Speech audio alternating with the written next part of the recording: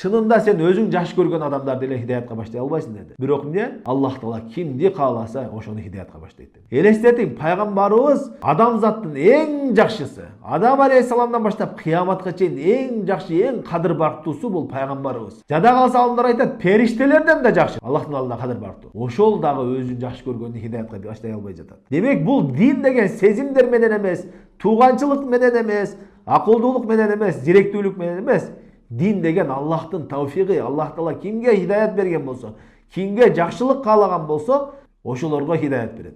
Канчалаган акылдуулар бар, канчалаган зеректер бар, кайдагы болбогон уйга, отко, ташка сыйынып жүрөт. Болбосо дүнүйөнү башкарып жүргөн, дүнүйөгө таасирин берген акылдуу зеректер бар. Бул жерден бизге дагы чоң пайда.